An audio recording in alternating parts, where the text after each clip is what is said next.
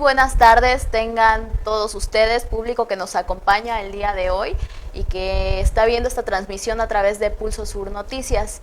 Quiero recordarles que si tienen alguna duda o quieren comentar algo, mientras estemos al aire pueden ir a hacernos preguntas, haciéndonos preguntas y con mucho gusto les vamos a responder. Soy Ashanti Alcocer y el día de hoy vamos a hablar sobre la criminología y para eso nos acompaña el licenciado en Relaciones Internacionales, Ramón Alfonso Loría Acosta.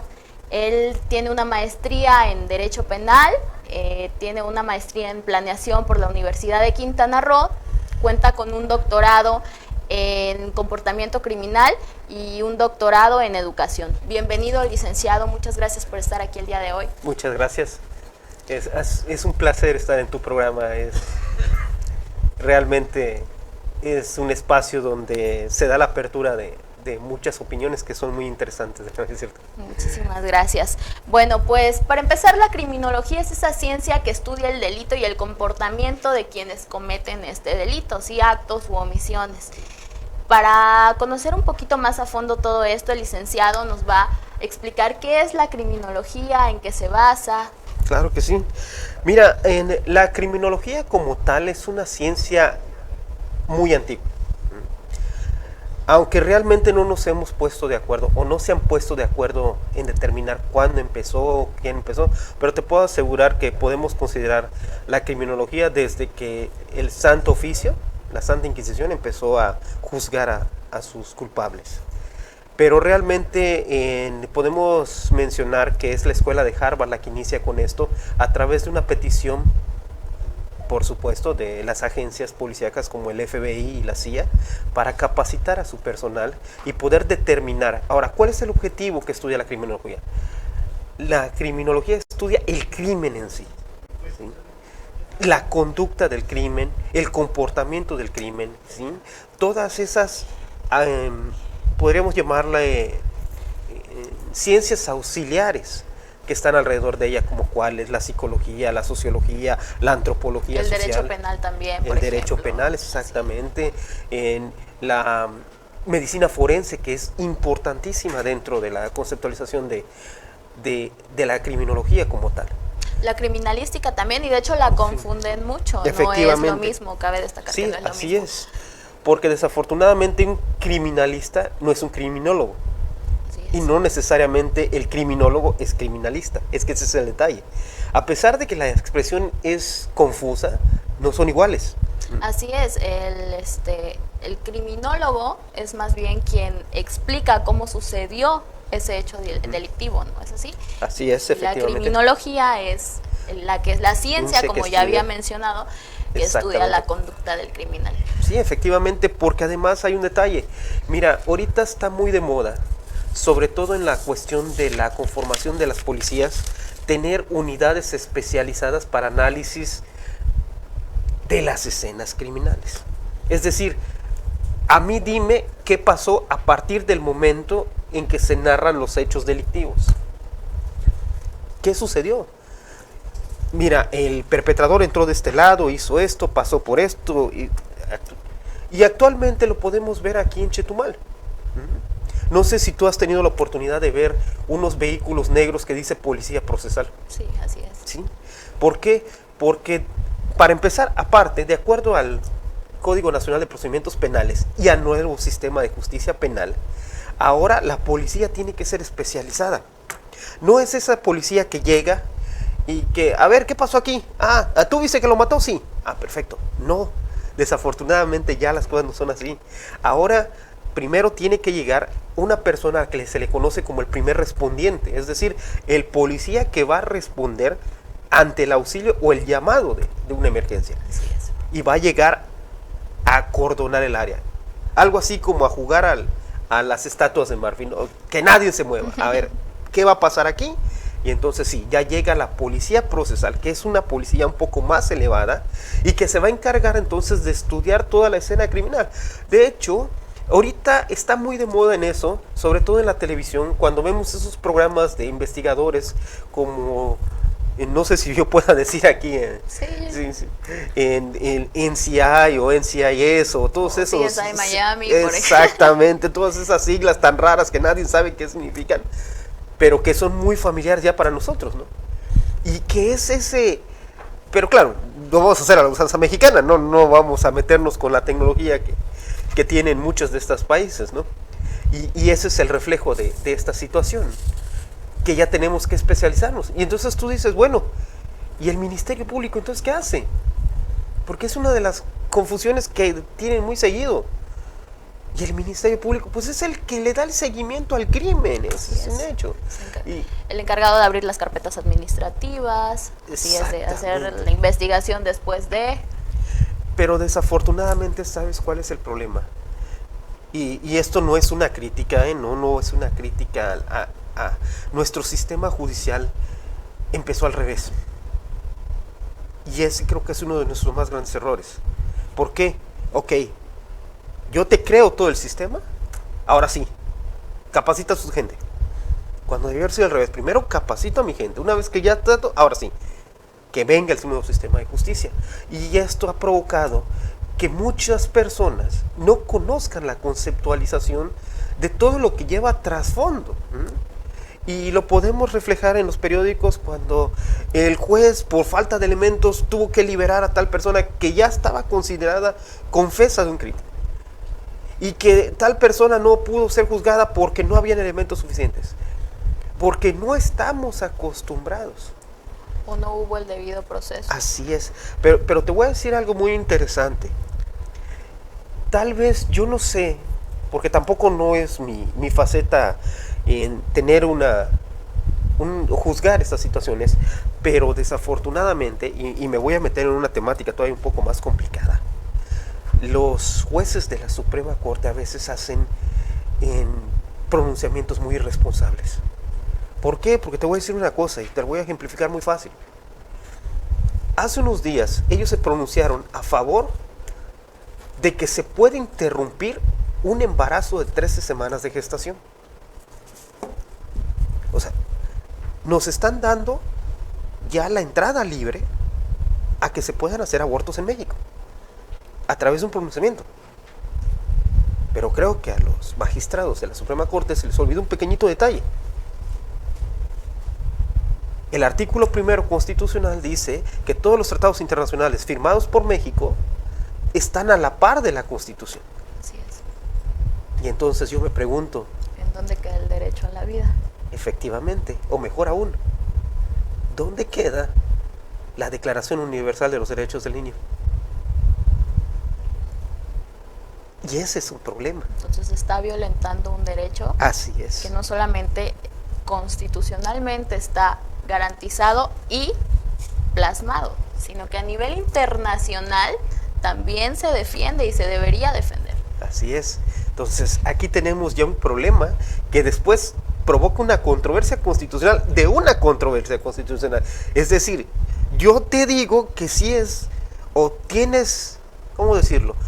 Sí puedes abortar un bebé, es legal, porque además te lo defiende la Constitución. Y chispas. ¿Y la Declaración Universal de los Derechos de la Mujer? ¿Dónde quedan? A derecho de decidir.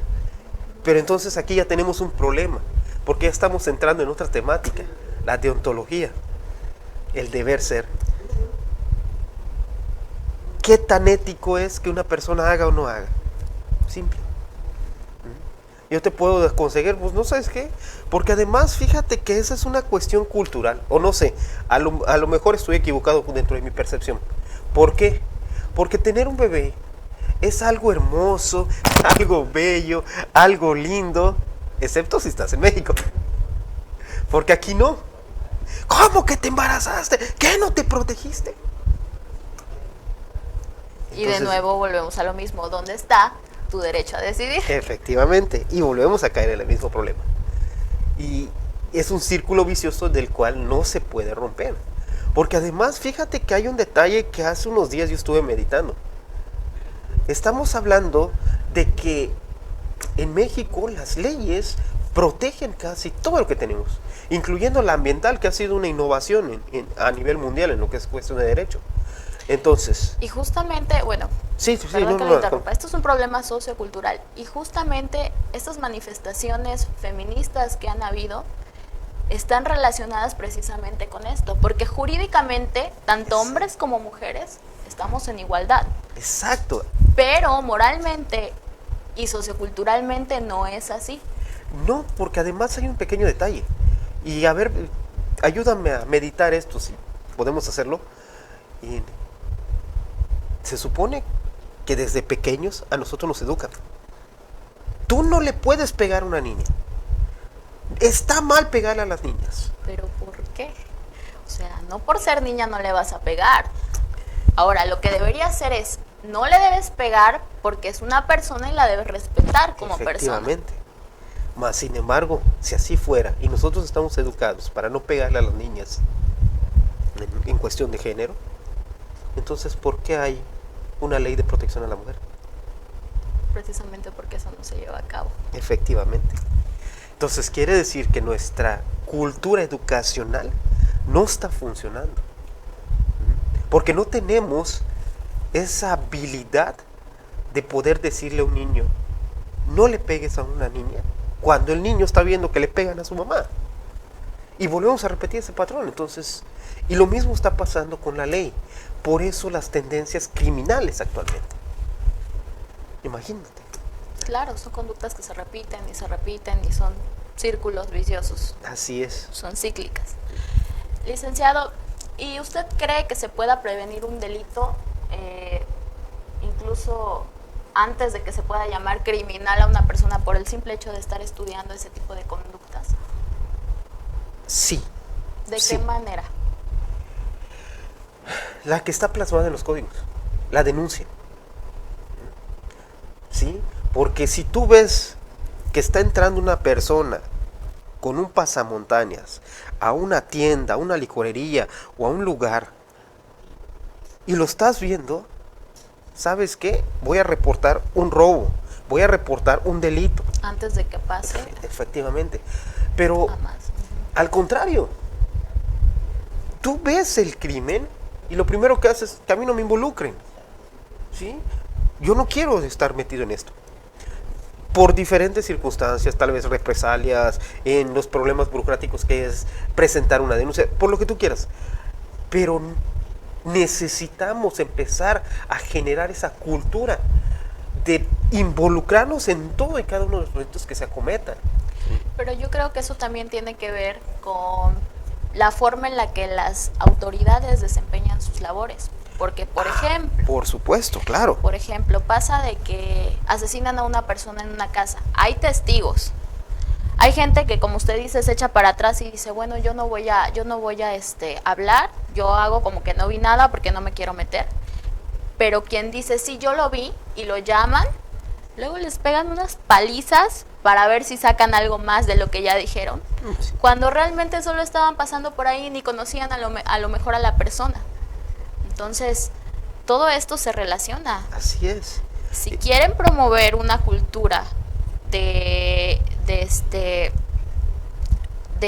acusar a la gente, pues simplemente tienen que hacerlo de la manera correcta, sin generar ese temor en la ciudadanía. Qué bueno que lo planteas porque ahí radica el otro problema. ¿Quiénes son nuestros policías? No todos, ¿verdad? Pero Sí, claro. O sea, no vamos a generalizar, pero también podemos generalizar en que todas las corporaciones de seguridad, tanto en el Estado como en el país, no tienen bien cimentada o no está bien definida cuál es el perfil de un policía. Ok, por el hecho de que estudiaste Derecho, tú eres Ministerio Público. No, no necesariamente. Por el hecho de que tú eres abogado, puedes ser mediador. Tampoco. Y entonces llegamos a ese punto en que un abogado la está haciendo de psicólogo. O tenemos a un antropólogo que la está haciendo de abogado. Y entonces ya caemos en esa problemática. La persona no está cumpliendo con su función porque no sabe cuál es su función. Y no por el hecho de que no lo sepa, porque además, pues en el trabajo vas aprendiendo las mañas del negocio, como se dice vulgarmente. Pero no llega al hecho de poder determinar la funcionabilidad de esa actividad por el hecho de que desconoces, como bien lo decías. Y permíteme si me vulgarizo un poco con respecto a esto, ¿no? Oye, me agárrame ese cuate, lo vamos a trabajar para que nos confiese qué pasó. Oye, no es así las cosas, entonces utiliza psicología para poder sacar la información sin tener que golpear a la persona. Y ese es el problema en sí. Y que también eso nos provoca el hecho de que no podamos solucionar este problema. Así es. Como mencioné hace un rato, si quieres generar una cultura de la denuncia, bueno, entonces no metas miedo a la gente. Así es, efectivamente. Licenciado, regresándonos un poquito al tema de la criminología, ¿cuáles son los objetos principales de estudio de esta ciencia? Híjoles, mira, el objeto de estudio en sí es muy específico, la conducta del crimen. La criminología estudia el comportamiento criminal. ¿En qué sentido? ¿Por qué lo hizo? ¿Y cómo lo hizo? Porque te voy a decir una cosa que es muy interesante. Desafortunadamente en México no hay asesinos seriales. A ver, ¿cómo que desafortunadamente? Explíqueme eso. ¿Sí? ¿Sabes por qué? Porque no hay ningún departamento en este país o no hay ninguna agencia de investigación en México que se dedique a estudiar cuál es la seriación criminal en los aspectos de seguridad en esa región. Entonces, su desafortunadamente es si hubiera un asesino serial, comenzarían a crear precisamente ese tipo de departamentos, ¿no? No, desafortunadamente no.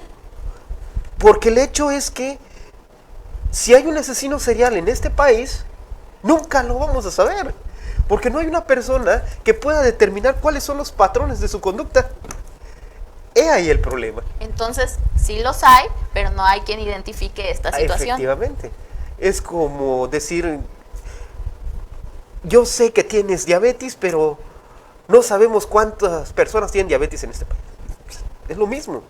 O sea, ¿cómo voy a determinar si esta persona ya había cometido delitos anteriores si no conozco cuáles son los métodos, los patrones y el comportamiento de su crimen? Porque fíjate que hay una cuestión interesante, y hablando de este detalle, se habla mucho de los feminicidios. No es cierto, en México no hay feminicistas. Y te voy a decir una cosa, yo los únicos feminicistas que conozco son 3. Norman Bates, Aníbal Caníbal Lecter y Ted Bundy, que ahorita hizo película de este cuate.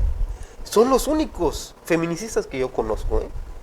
Porque de ahí en México no lo hay. Son asesinos de ocasión que por diferentes circunstancias matan por género, pero no por feminicidio. Sin embargo, todo esto lo vemos en los periódicos, ¿no?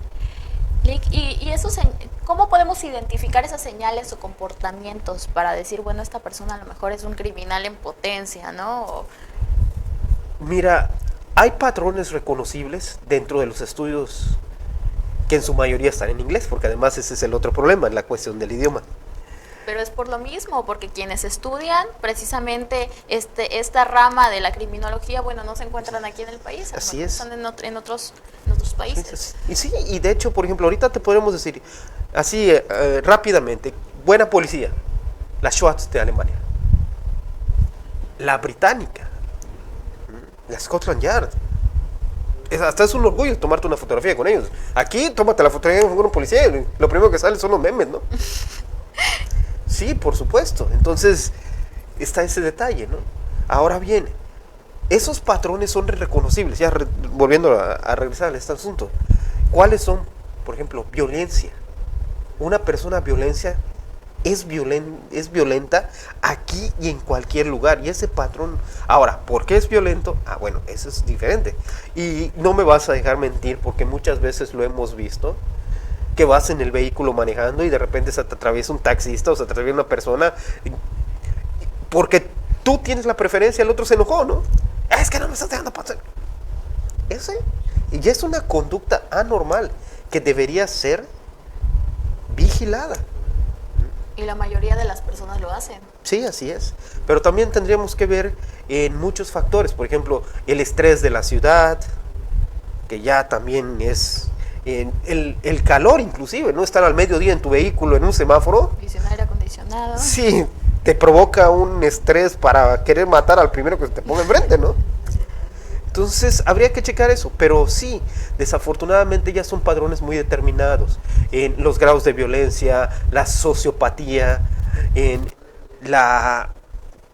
el aislamiento, sobre todo social, sí, que son comportamientos que se detectan luego, sobre todo en los niños. Una señal de alerta, entonces. Sí, por supuesto, claro que sí.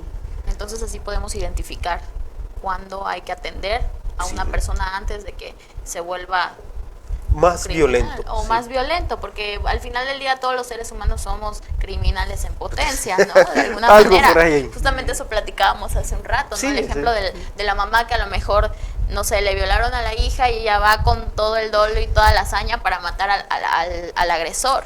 Pero fíjate que ahí es que no puedes decir que fue locura. Bueno, sí, en ese momento hay una desconexión, pero sin embargo ella tenía la intención de lastimar. Ella tenía la intención de perjudicar, de dañar. Entonces sí hay dolo. Sí, definitivamente, sí lo hay. Entonces, ahora habríamos que ver bajo qué características, ¿no? No podemos decir que sea legítima defensa porque no lo es. O sea, No, solo era el coraje ahí acumulado. sí, efectivamente. Pero también recuerda que nuestro sistema de justicia dice que no puedes hacer justicia con tu propia mano. Así es. Pero yo te pregunto, ¿qué madre va a llegar y, a ver, policías, agárrenlo porque vio a la amiga? Pues no, claro que no, eso no es así tan fácil, ¿verdad? Así es. Entonces, esa es una de las problemáticas. Sí, al final del día tratar con emociones siempre es muy delicado, es un tanto delicado. Así es, licenciado. Bueno, de igual forma, ¿qué técnicas de investigación utilizan en la criminología? Chispas. Mira, te podría hablar de las 3 reglas de Berg. John Malthus Berg, que es el que estableció los 3 de los principales padrones en un delito. ¿Cuáles son? El cuerpo, el arma y la intención. Sin estos no hay un delito, o hay una duda razonable que no permitiría la existencia de un delito. Tenemos, por ejemplo, las pruebas de ADN que son fundamentales. Tenemos los reconocimientos de fluidos. Tenemos en el análisis Malthus, que se utiliza para determinar gases. Realmente ahorita la criminología está muy a la par de la tecnología. Y están saliendo nuevas opciones para poder determinar y hacer análisis casi microscópicos de cuestiones que no te puedas ni siquiera imaginar, ¿no? Porque nada más basta un grano de arena para resolver un delito, ¿no? Y esto ahora sí que tiene que estar en conjunto con todo, ¿no? Entonces, ¿usted cree, por ejemplo, que los nuevos delitos han cambiado la perspectiva de la criminología? No, por supuesto, porque son más sofisticados. Ahora un criminal ya no utiliza una pistola. Ahora utiliza dardos de aluminio. O ya no te quiere asesinar de la manera tradicional, porque sabe que va a dejar evidencias. Ahora, ¿qué te hacen? Desaparecelo en ácido. Borras toda la evidencia de cualquier aspecto biológico. Entonces, cada día se van especializando más en cuestiones criminales, ¿no? Y definitivamente eso hace muchísimo más difícil las investigaciones y también provoca que todo se vaya actualizando. Pero te voy a decir una cosa, aquí analizando, sí, los criminales masivos se han vuelto más sofisticados, pero los crímenes locales se han vuelto más brutales. ¿Por qué? Hace 20 años, hace 25, hace 30 años, un ladrón te abría el carro, te vaciaba el carro y te lo volvía a cerrar. Eran Así, educados. con caballerosidad, ¿no? Ahorita en cambio no, te rompen el cristal, te rompen el tablero y te sacan todo. Entonces, aparte de que ya no es un trabajo fino, hay daño.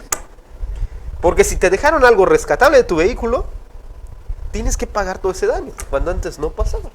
Sí, definitivamente. Y además el sentimiento de la ciudadanía de que tal vez no están recibiendo justicia. Bueno, aparte. No sé si ha visto periódicos últimamente, las noticias, linchamientos por donde sea. En las colonias de aquí, bueno, no nos vayamos lejos, en Américas, ya hay, los mismos vecinos ponen sus casetas entre todos de vigilancia y le pagan a una persona para que cuide y no dejan entrar a nadie si no eres de la colonia. Bueno, ¿sabes qué buena pregunta me acabas de hacer? Porque tendríamos que tener mucho cuidado con eso. Mira, yo creo que soy una de las pocas personas que lo he estado diciendo públicamente. Si no, pues igual, ¿no? ¿Por qué? Porque estamos hablando de que tú entras a alguna colonia privada o no privada dentro de la esfera de la periferia de la ciudad, y lo primero que te vas a encontrar es el letrero muy visible que dice cuidado criminal, vecinos vigilantes. Así es. Eso no es más que grupos de linchamiento y se les está dando esa autorización. Y la autoridad, no quiero pensar o no quiero decir que sea partícipe de esto, porque no creo que pudiera decirlo, pero lo permite. Eso es lo peor del caso. ¿Sí? Esas vigilancias vecinales no son más que grupos de linchamiento, que en algún momento se van a volver un problema. Entonces, ¿usted considera que no debería estar permitido que se junten de esta manera? Porque al final del día, pues ellos están buscando una forma de cuidarse, de que no entren a sus casas, de que no se lleven sus cosas. Sí, mira, no es que yo no esté de acuerdo. En lo particular, no me gusta cómo se está organizando y cómo se está formando ese grupo. ¿Sí? Te vuelvo a repetir, lo que están provocando son grupos de linchamiento. ¿Por qué? Porque las personas no deberían estar a la par de vigilar. Para eso se supone que hay personal, ya sea policía privada, si quieres verlo de esta forma, o policía pública, ¿sí? Del hecho de que yo vea a una persona en el patio de mi vecino, porque además, vamos a ser honestos, Chetumal es una zona muy pequeña y casi todos nos conocemos. Y en las nuevas periferias, ¿sí?, de los suburbios de Chetumal, pues todos los vecinos se conocen. Entonces ya sabes, oye, ese es el hijo de fulano de tal, ese es el hijo de sutanito. Oye, esa persona que está cruzando la barda no es de por acá, ¿qué onda? Oye, policía, ¿sabes qué? Acabo de ver a una persona que se está llevando la barda. Oye, chécalo. Pero no hacemos eso. Lo primero que hacemos es, oye, vecino, mira, ahí se está brincando. Vámonos, de una vez. Y ya no son 2 o 3, son 7, 8 vecinos que ya te están cuestionando.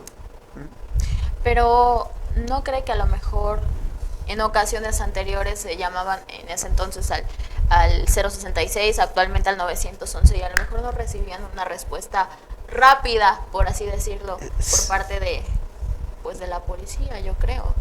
Pero sabes Porque que no entiendo por qué hasta llegar hasta ese grado ya está harta la gente. por supuesto, ya hay un hartazgo en muchos aspectos. Y volvemos a caer en lo que inicialmente estábamos platicando. Primera, tenemos servidores públicos que no conocen su función. Y por tal, como no la hacen concretamente y correctamente, entonces el resultado no es que una persona pague por un castigo, sino que no lo pueden complementar y desafortunadamente no lo pueden realizar. Entonces llega un hartazgo. O sea, yo ya denuncié 4 veces a mi vecino porque ya me robó hasta el oro. Entonces, ¿qué hago? Mejor le doy un hasta aquí, ¿no? Un escarmiento así. Claro, por eso. Entonces, esa es la problemática en sí, y a eso llegamos, desafortunadamente. Sí. Lick, bueno, dentro de la naturaleza del crimen se discutía antes la legalidad, ahora ya no es así. No, desafortunadamente no. Entonces, ¿cómo se está viendo Es que, actualmente?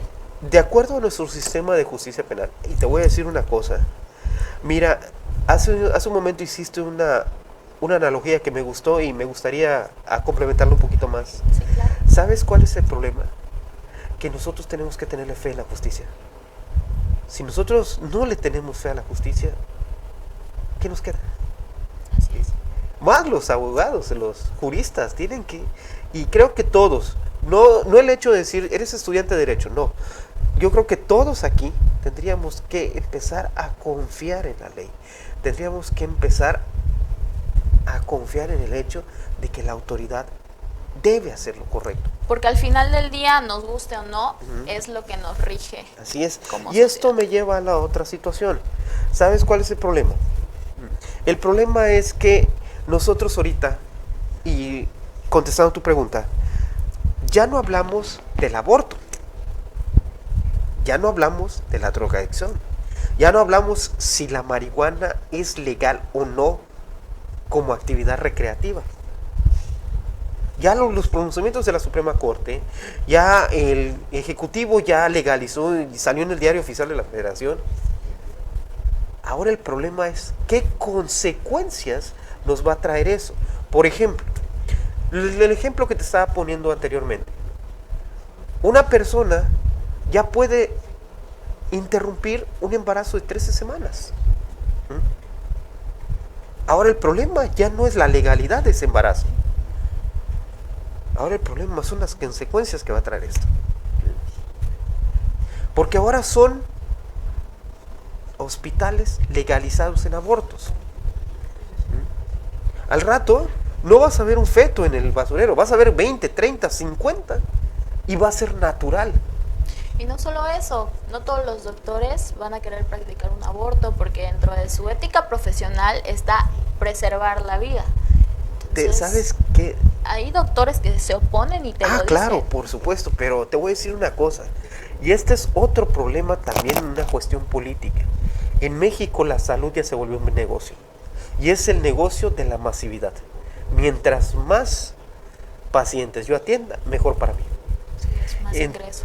Entonces, porque además, fíjate que son las nuevas éticas de urgencia. Porque ya no tenemos esa problemática. Ahora es el embarazo no deseado, ¿sí? La maternidad subrogada, que también se va a volver un problema en México, porque todavía no hay una visión para verlo. Voy a comprar un bebé porque no tengo hijos. Ya no es la cuestión de la legalidad, si puedo o no comprar un bebé. ¿Y qué va a pasar con ese bebé? Legalmente es mi hijo. Claro. Pero ¿para qué lo quiero? Porque no pude ser padre y necesito llenar esa satisfacción haciendo que este niño, porque no le pongo atención, porque no lo cuido, porque nada más me interesó porque era un bebé. Aunque te voy a decir, desafortunadamente sí, lo que me estás diciendo es un hecho real. Sí, tenemos esa situación de que a esos bebés, por ejemplo, a un bebé que no le van a dar la oportunidad de ni siquiera de estudiar, otra pareja sí se lo puede dar, pero serían casos muy contados. Ok, entonces traería consigo muchísimas consecuencias, tanto políticas, sociales, legales. Y es lo que está pasando actualmente. Pues qué tema tan interesante, licenciado, de verdad me dio mucho gusto compartir este set con usted. Me acaban de avisar que ya se nos acabó el tiempo, pero bueno, a lo mejor más adelante nos volvamos a topar aquí en Diálogos Jurídicos para seguir charlando y pues compartiéndole a la gente un poco de lo que conocemos. Sería un placer y un honor estar nuevamente contigo. De verdad le agradezco su presencia el día de hoy, Lic, y bueno, quiero invitarles a todos los que nos están viendo que el próximo lunes nos acompañen a las 6 de la tarde a través de Pulso Sur Noticias. Soy Ashanti Alcocer, ya me conocen. El día de hoy nos acompañó el licenciado Ramón Loría y bueno, nos vemos hasta la próxima. Hasta la próxima.